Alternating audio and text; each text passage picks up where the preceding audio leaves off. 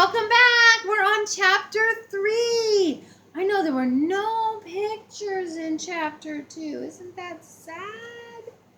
All right. So let's see if there's any pictures in chapter 3. Catnapped is the name of our story in chapter 3. Inside the van, Samson opened his eyes. He lay still, trying to get his bearings. That means like where he is and what's happening, bearings. Then he flexed his muscles and struggled to get up. Folds of rough cloth snarred his paws and sent him crashing back down. He fell against something hard. The smell of raw gas sickened him, and he gagged miserably. "What was that?" a man's thin voice asked.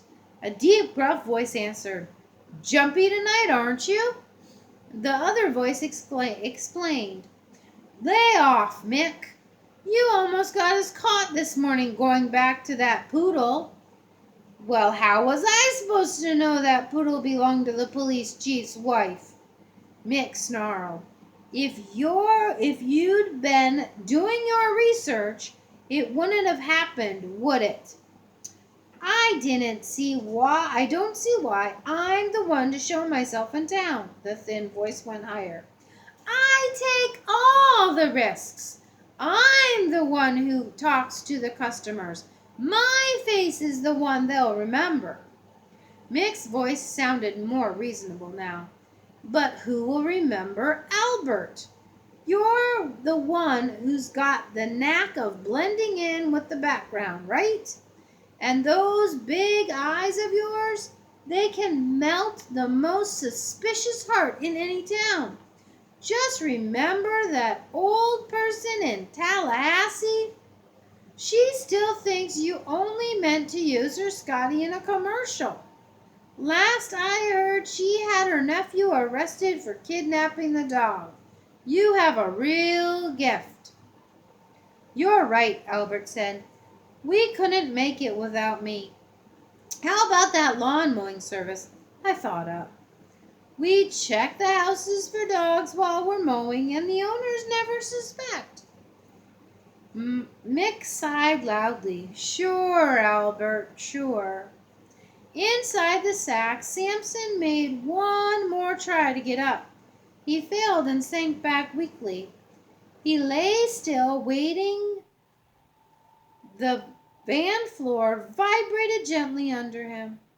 The sack slid a few inches backward and forward as the van stopped at traffic lights and accelerated again.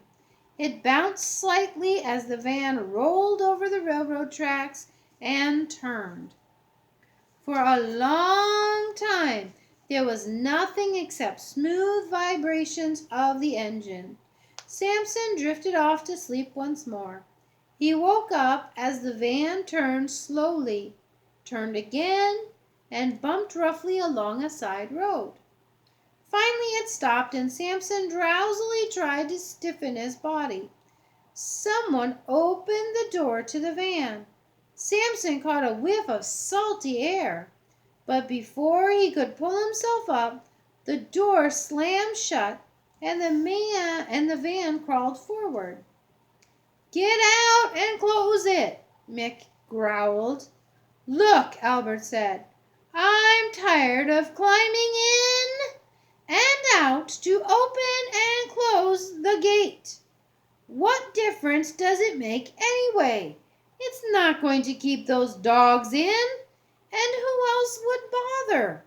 Nobody's been here for ages." "A deserted house attracts all kinds of visitors," Mick replied.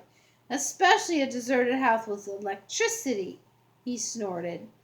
"Imagine Eldridge expecting us to camp out in the boondocks with gasoline lanterns and a propane stove. Anyway, I want us to be the only guests at this country inn. And I'm as tired as you." His voice rose suddenly. "Got it?" Albert answered quickly. "All right, Mick," he said. "All right. The door opened again. When it slammed shut, the van accelerated and bounced up a short road. It stopped under a dense growth of pines. Pines is a kind of tree, pine tree. Dense means a whole lot of them, okay? Frantic barking filled the air. Samson stiffened in alarm. Before he could the door opened. Someone picked up the sack, jerking him upward. He fell back into the folds of the cloth. His body hung heavily in space, and all he could do was spit. The men clumped up something wooden. Steps? A door groaned. The sack swung as he was carried across the creaking floor. Samson's head buzzed. He moved in the sack. Where'll I put this one? Albert asked over the noise of barking dogs. Mark raised his voice. Dump him in the room with the others. You're crazy if you think I'm going to open that door right now, Albert shouted. These dogs would tear me apart. The room down the hall, Mick said. Put him there. Just leave him in the sack. We'll take care of him in the morning. Suits me, Albert muttered. The sack swung some more as he walked down the hall. A minute later, he dropped it on the floor. Inside, Samson lay motionless, half stunned by the fall. Someone pounded on the wall. Be quiet! Be quiet, you dogs! The barking reached a fever pitch, then began to dwindle. Finally, only woofing and an occasional bark could be heard. Late that night, Samson began to gnaw at a rip in the seam of the sack. Every once in a while he had to stop for a rest, but he forced himself to keep working. Finally he chewed a hole in the rough cloth that was large enough to squeeze through. He crouched on the floor. Dawn lit the room in the thin gray light. Samson yawned and stretched as he looked around. Then he yawned again. He was all alone here, but he could smell others in the house. Men and dogs. Curiously, he began to circle the room, staying close to the baseboards, detouring around the piles of old furniture. The one window in the room was closed and boarded up from the outside. Samson leapt for the windowsill and fell back weakly. He tried again. This time he made it. He rubbed against the pane. Early morning light poured around the broken boards. Through the crack he could see a tangle of palmettos and high grasses that would offer him concealment if only he could reach them. He pawed at the pane. It didn't give. He turned and eyed the open door. With one leap, he was back on the floor. But something was moving in the other room. Bed springs creaked.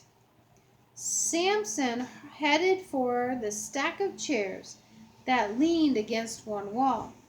Slowly feeling more and more dizzy, he climbed to its height.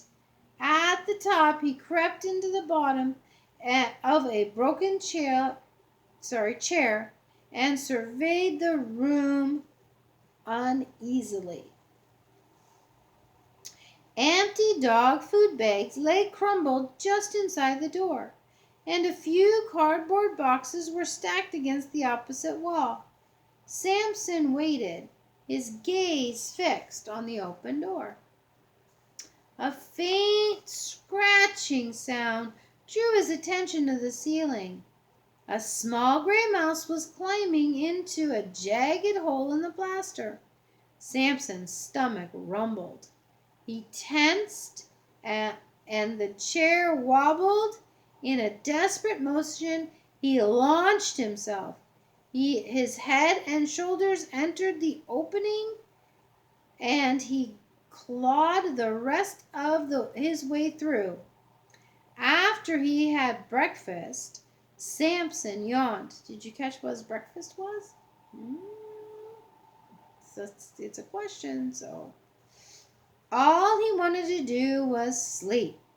But first, he had to explore his new territory. It lay above the rooms, covered by a sagging roof. Perhaps there was a hole in the roof that was big enough to squeeze through. No, there was no way out except down.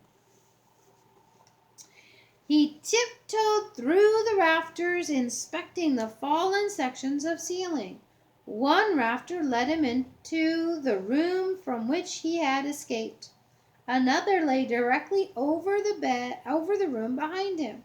Samson stopped on the rafter above this room and looked down. Most of the ceiling was gone, giving him a clear view. Dogs lay sprawled on the floor, sleeping. Samson's nose twitched, and he snarled softly. Below him, one of the dogs woke and stiffened. It looked up. Suddenly, a deafening roar of frantic barking from all the dogs drowned every sound in the house. Okay, there's the picture. See, he's up in the rafters and the dogs. Okay, see that? All right.